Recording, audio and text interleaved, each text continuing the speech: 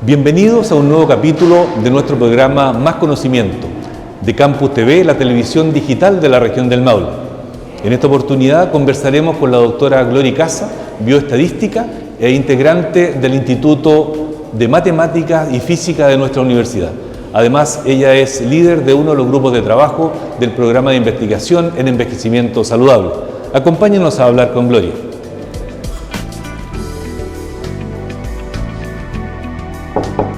Adelante.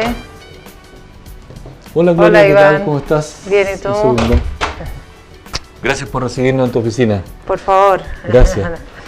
Lo siento.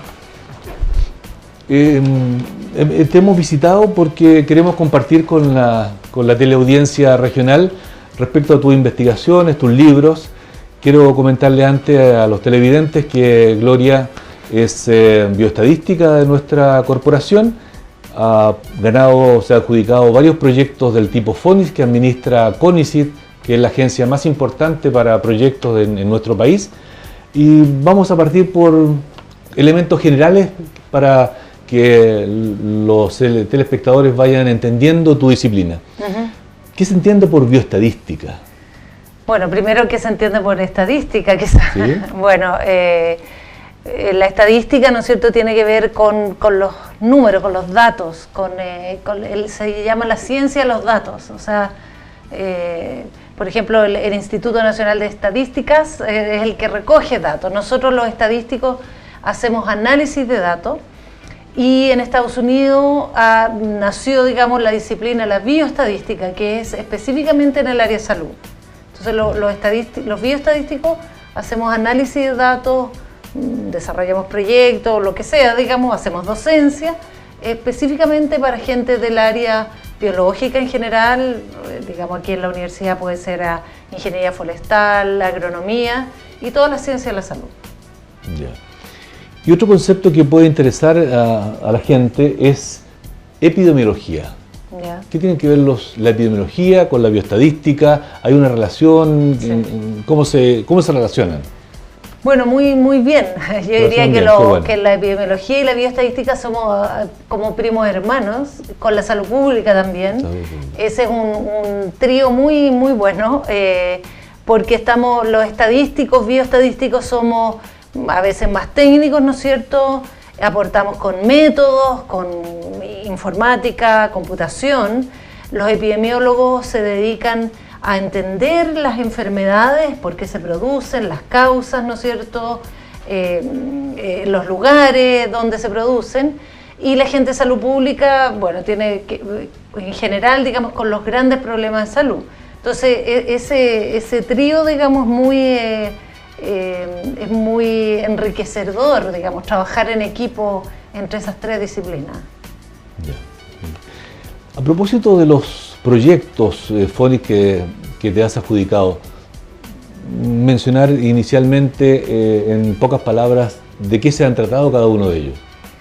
Bueno, se trata de, yo hice, ¿no es cierto?, un doctorado en bioestadística y cuento la historia larga, y una de mis preocupaciones era cómo reinsertarme al volver a Chile y hacer algo que fuera de utilidad. No, porque yo sentía que en nuestro país en desarrollo tenía más sentido hacer investigación aplicada que investigación como de metodología, ¿no es cierto? Para ir avanzando en tus investigaciones, sería interesante que nos comentaras respecto a los proyectos FONIS que te has adjudicado. Estos los proyectos FONIS tienen que ver con salud, sí, de ahí la S, sí, ¿verdad? Sí. Bueno, la historia es más o menos así.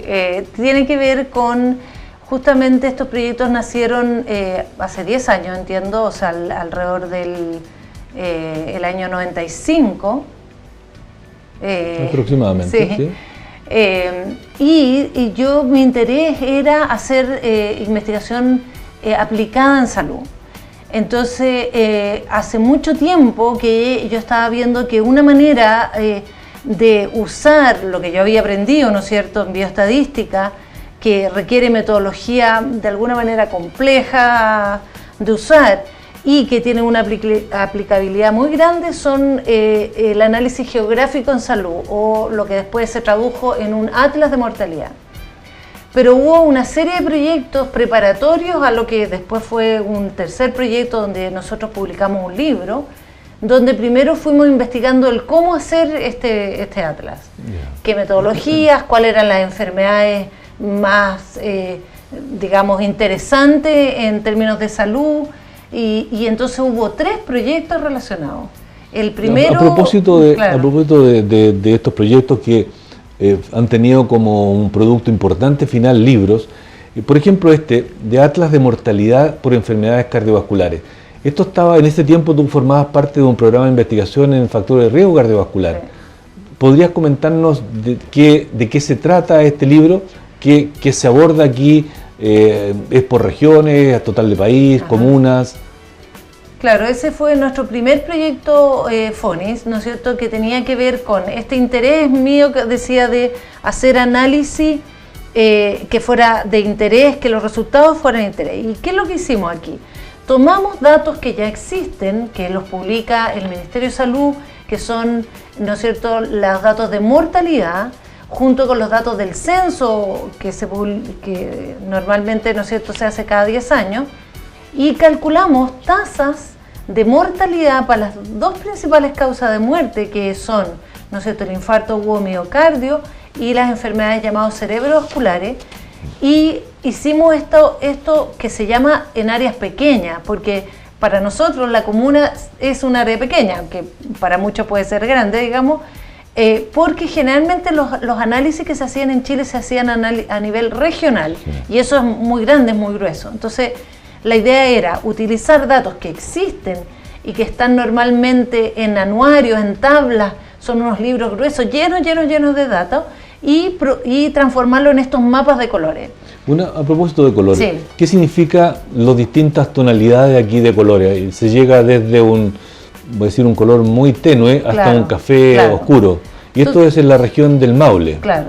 Y está aquí en este caso son las enfermedades isquémicas, es decir, infarto o miocardio en general. ¿Qué representan los colores más o menos intensos? Claro. Este es nuestro primer atlas, digamos, que lo hicimos en esta escala ascendente de riesgo, con un indicador que se llama la tasa de mortalidad estandarizada, porque en esto requiere ciertos análisis, o sea, no es llegar y sacar números. No es sumario de estar, digamos. No. Por eso es que sirve tener un doctorado para hacer esto. Claro. Y entonces esto va de menor a mayor, digamos, indicando mayor riesgo de mortalidad. Entonces aquí muestra que hay comunas que tienen el riesgo máximo, ¿no es cierto?, el café más oscuro, y tampoco hay que tomar con cuidado lo que uno dice, en el sentido de que no es como para irse de esas comunas. Quiere decir que en esas comunas, ¿no es cierto?, hay un mayor riesgo con respecto al país completo, y estos resultados permiten, por ejemplo, al Ministerio de Salud, al Servicio de Salud del Maule, tomar decisiones, implementar programas, revisar sus protocolos, en fin. Entonces eso es lo que a nosotros nos gusta, que son de mucha utilidad práctica, digamos. A propósito de eso mismo, que el Ministerio de Salud, los servicios de salud, la Seremía, podrían tomar ciertas medidas. También sé que uno de los productos asociados a esos tiempos fue la preparación o el desarrollo de tablas de riesgo cardiovascular que lo generó el proyecto Framingham, después en otros países desarrollados, pero en Chile no se usaban esas tablas, no tenía una tabla propia. Claro. Tú y tu grupo trabajaron en las tablas de riesgo cardiovascular para Chile, no para Talca, para Chile. Para Chile, sí. ¿Tú puedes comentar algo al respecto? Bueno, este sería un tercer proyecto FONIS, digamos, que fue justamente en el programa que tú mencionabas de investigación en factores de riesgo cardiovascular.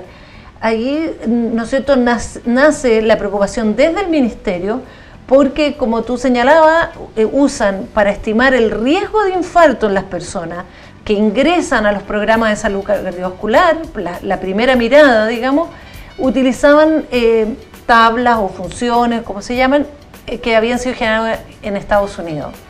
Y claro, el riesgo de infarto en Estados Unidos es bastante distinto que en nuestro país.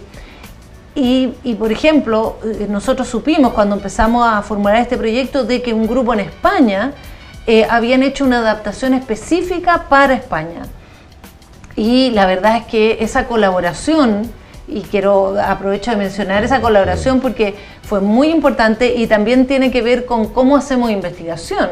La investigación normalmente no viene así como de la nada, sino que es un proceso. Y entonces la gente de Barcelona, ¿no es cierto?, el grupo del doctor Marrugat y una serie de colaboradores habían aprendido de la gente de Framingham en Estados Unidos. Y entonces ellos después nos enseñaron un poco lo que habían hecho ellos y logramos, con los datos que disponíamos, que no son los mejores datos, nos faltan datos, pero con lo que más pudimos hacer, hicimos esta adaptación para la población chilena que está de uso en atención primaria hoy día. En todo el país. Sí. Validado por el Ministerio de Salud. El Ministerio de Salud indicó, úsese estas tablas en el país. Claro. Estaba viendo que algunos factores o criterios que se utilizan separando hombres de mujeres es el fumar o no fumar. Sí. Es un criterio. Sí. Y es distinto en el caso de hombres y mujeres. Sí. Si es diabético o no. Sí.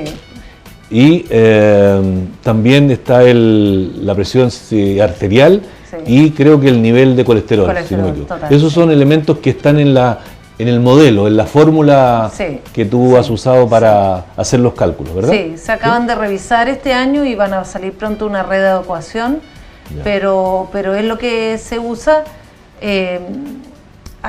Digamos, la idea es, y lo que a mí me gusta de lo que nosotros hemos hecho es que usamos datos, ¿no es cierto?, que ya existen y hemos tratado de adaptar con las mejores herramientas que tenemos esto para uso, para que usar con, bueno, a lo menos funciones adaptadas para el país.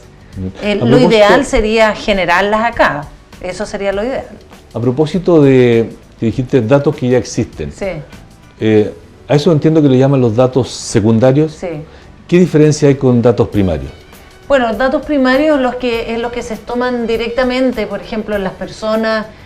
Si nosotros hacemos, por ejemplo, en el mismo programa hicimos un estudio, ¿no es cierto?, de los factores de riesgo, la presencia, ¿no es cierto?, o prevalencia de factores de riesgo cardiovascular en la ciudad de Talca, y ahí fuimos a la ciudad, tocamos puertas, invitamos a personas a medir su colesterol, sí, su presión arterial, etcétera, una serie de factores. De cintura, esos son datos primarios, que yo voy a buscarlo a la fuente. Los datos secundarios son de las agencias de gobierno normalmente, como el INE, como el Ministerio de Salud, que genera sistemáticamente información para la toma de decisiones. Entonces, pero no siempre está suficientemente tabulada o analizada. No, porque ellos son lo que hacen, el compromiso, digamos, es de generar la información para que las agencias de gobierno, los investigadores, los que toman decisiones, los usen. Y entonces, bueno, a veces se usan, a veces no. ¿Fue difícil tener acceso a esa información? No, porque eso es información pública. Eso está en los sitios web del Ministerio de Salud, los datos de mortalidad. ¿Pero tuviste que pedir permiso para usarlo? No, tú completas tus datos, nada más. Pero yo sé que tú tenías buenas relaciones con la gente del Ministerio. Por supuesto, sí. Lo que pasa es que también son datos que de alguna manera hay que saber usarlo, porque son bases de datos muy grandes, entonces no es para que, no sé, cualquiera los baje y los lea, tampoco se entienden así a la primera, digamos. Así es. Sí. Bueno, vamos a hacer una breve pausa y luego seguiremos conversando con la doctora Gloria Icaza sobre sus proyectos de investigación. Espérennos.